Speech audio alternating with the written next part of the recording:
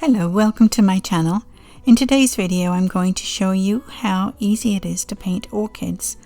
I hope you enjoy the video and thank you very much for watching, and here we go.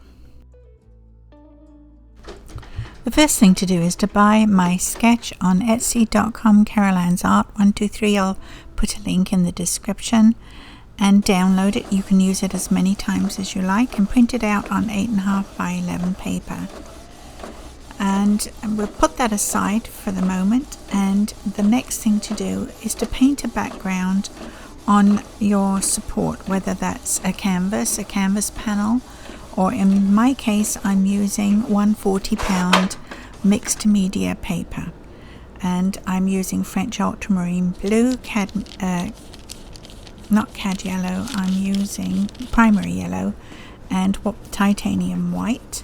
And I'm painting a background. I start off with the blue, I add the yellow, and it sort of mixes and gives me a green, and then I add darker green, and I might add some raw sienna.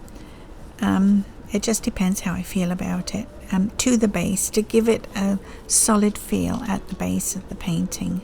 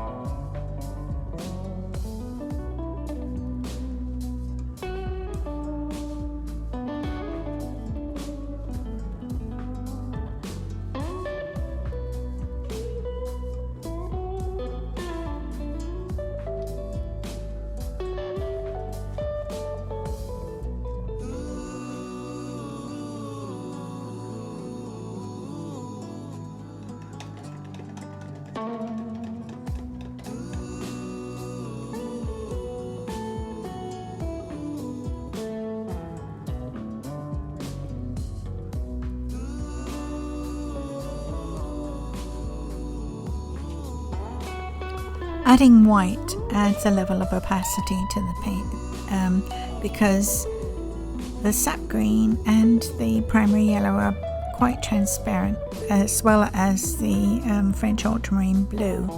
So I add titanium white to them, and it also helps give a sort of mistiness to the background.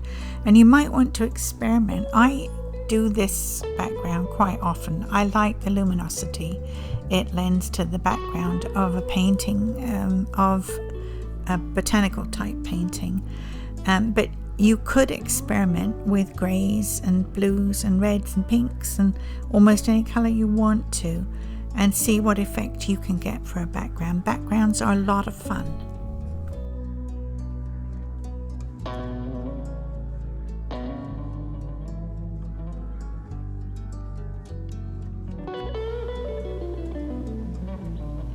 I use tracing paper to transfer the painting. That's the way I like to do it. You can use carbon. It depends on your personal taste, I think. I like to use the tracing paper. In fact, I do all my sketches on tracing paper, and I keep them. I have years worth in a folder, and I quite often use different elements, or go back and repeat a landscape or a painting that I've done before if I want to try it in different colors, or using a slightly different technique or a different medium.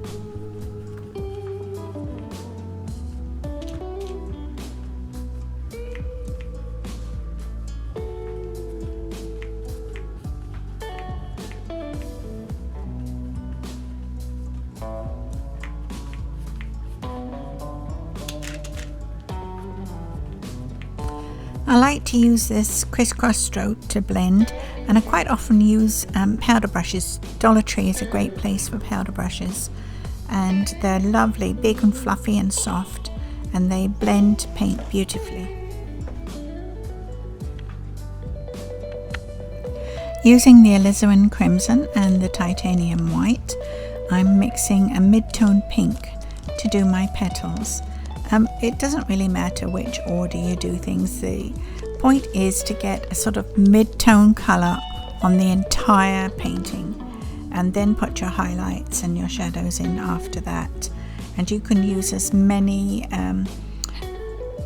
tonal values as you like. You can use as much colour as you like. The more tonal values you have, the more interesting your painting will look.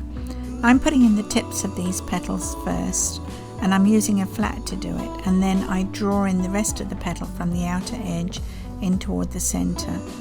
I mostly use a slightly bigger flat. This time I thought I'd show you how you can do that. Now, you could use a round brush to do this too. I'm sure there are a number of different ways you can do it. This is just the way I do it. Quite often I'll choose a brush and I'll do the entire painting without changing brushes. I don't know if any other person can tell what I'm doing, but I get into the zone, and then that's it. I forget to change my brush out. I just use the same one all through.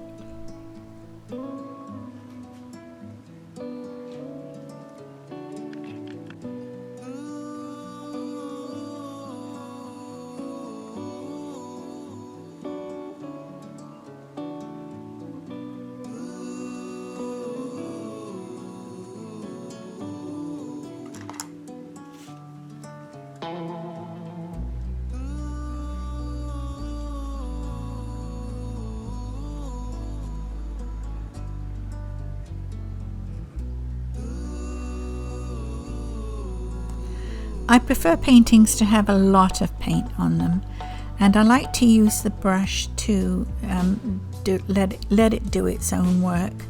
I pull in the stroke from the outer edge and then turn the brush to do the opposite edge, and let the brush do the stroke. And like I say, with plenty of paint on there, it gives you a lovely textured feeling to the painting.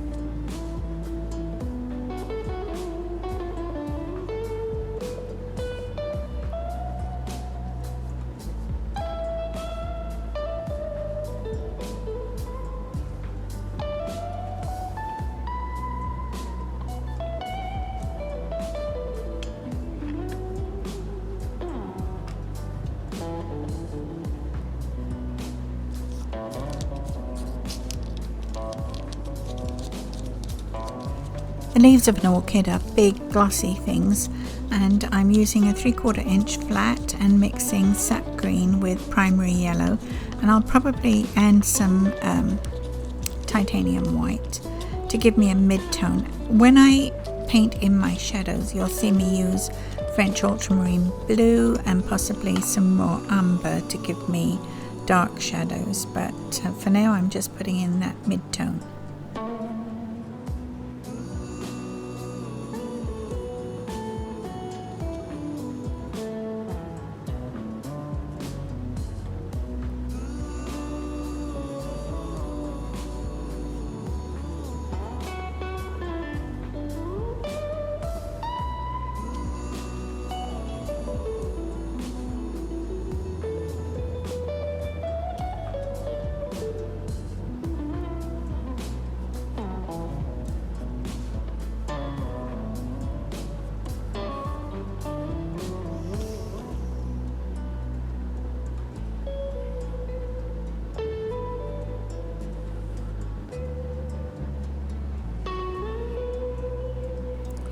I'm using the edge of my flat to do the stems. You can use a liner brush to do that.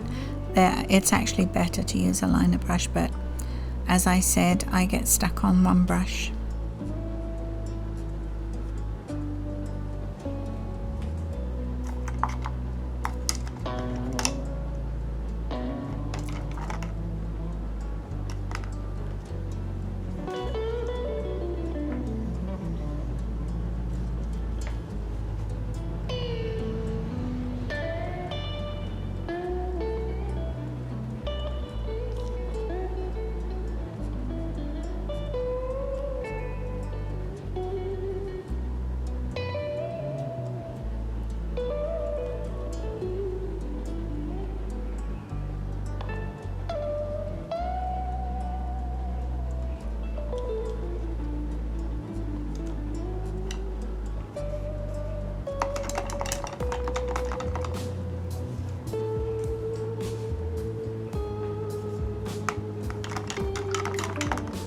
If you get paint where you don't want it, just wet your brush and you can just use it like an eraser and just drag it off.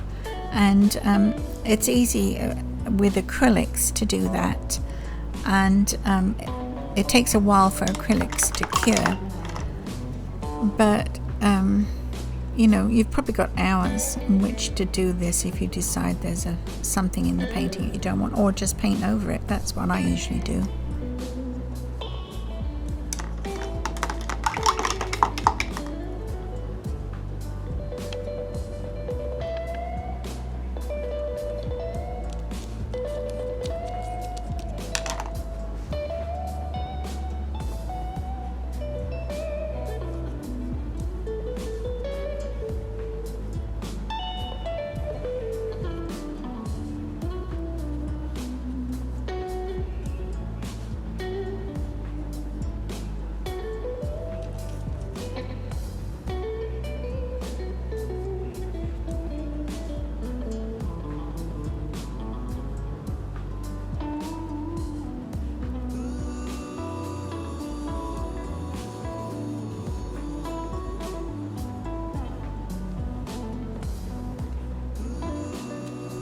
I like to use horizontal strokes on the pot. It gives a roundness to it, and I might use the odd vertical stroke, but I always go back and smooth it in a horizontal direction.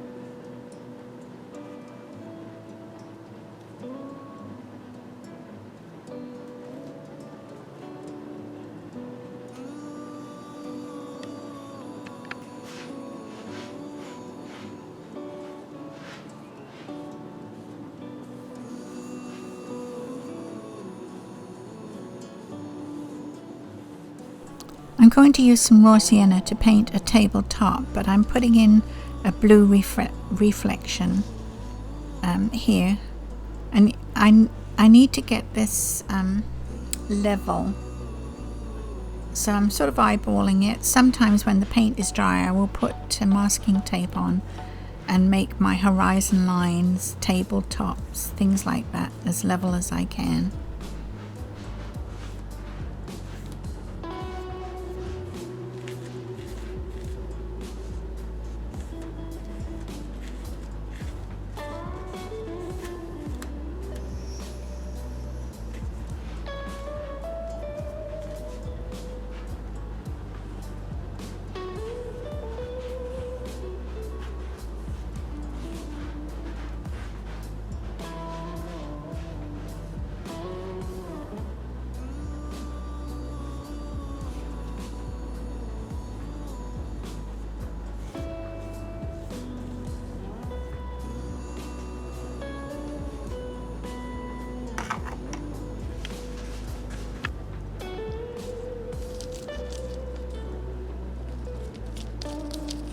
Now I've covered my canvas with mid-tone, and I'm going to add my highlights and shadow, and I'm starting off with the shadow.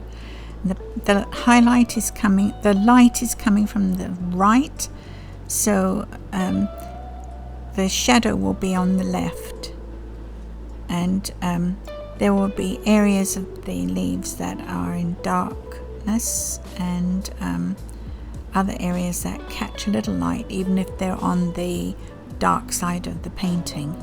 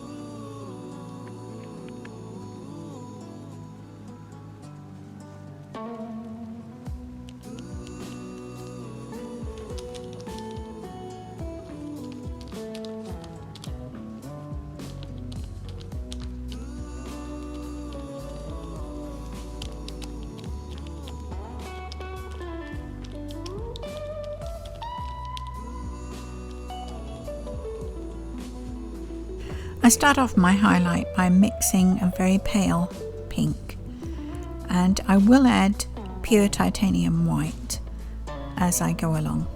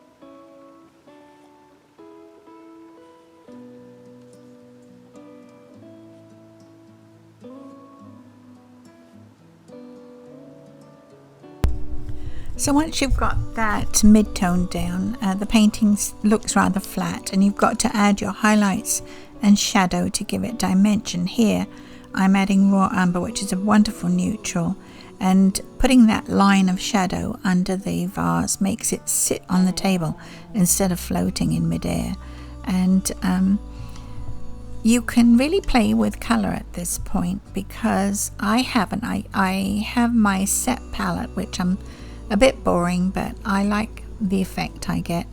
But you could really play with different colors in your shadows. For instance, say you have a door that's painted a cool color, the shadow that it will throw will be a warm color, and vice versa. If that door is, say, brilliant warm red, then you'd choose a cooler color, any color that's cooler, to be its shadow, and that's where your paintings become really interesting.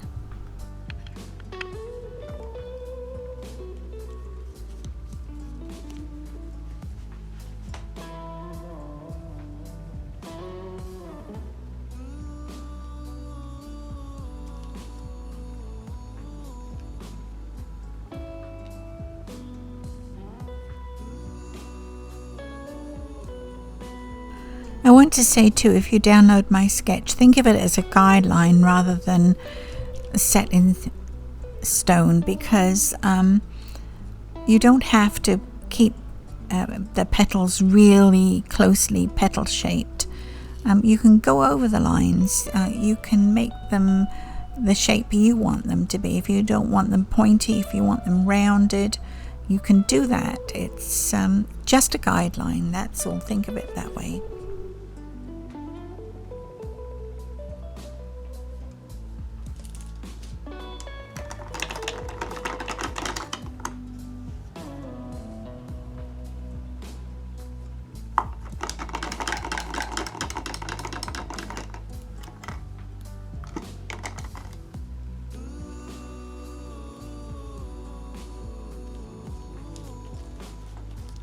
I got some yellow on my brush, and it reminded me that I hadn't done the center, so I'm going to do that with the primary yellow mixed, very pale, mixed with titanium white. And the little stamen things I'm going to do at the very end with an acrylic marker. I feel that you can add lots of finishing touches with acrylic marker, things that you don't want very much paint and you need a fine line or just a little touch here and there. Acrylic markers are great for that.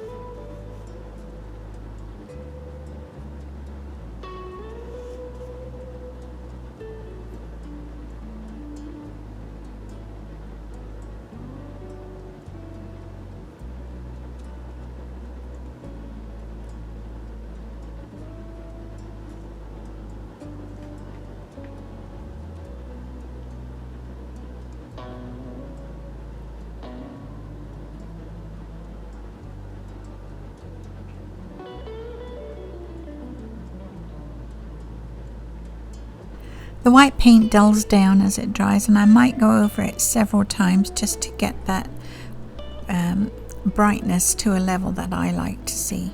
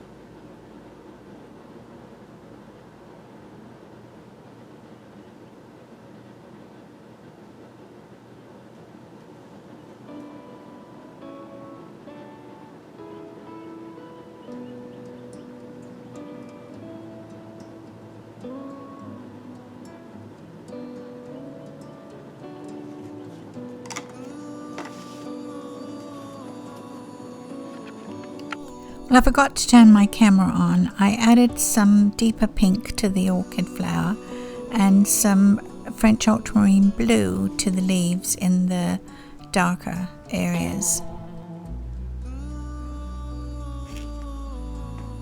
So I forgot to number the steps too, but that's basically everything. 1, the background, 2, green leaves and stems, 3, pink petals, 4, the how to do the tips and the highlight, 5, the yellow centers, and 6, the shadows on the leaves and stems. So yeah, that covers everything.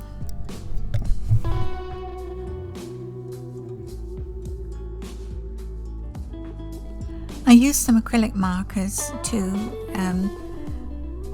make the painting a little more finished, I suppose.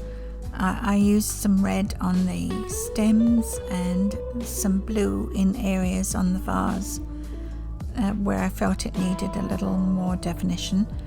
And I think really that's it. I'm fairly pleased with the painting. I don't think that orchids are my best flower, but I quite like this little painting. I hope you enjoyed it, and thank you for watching, and I'll see you next time.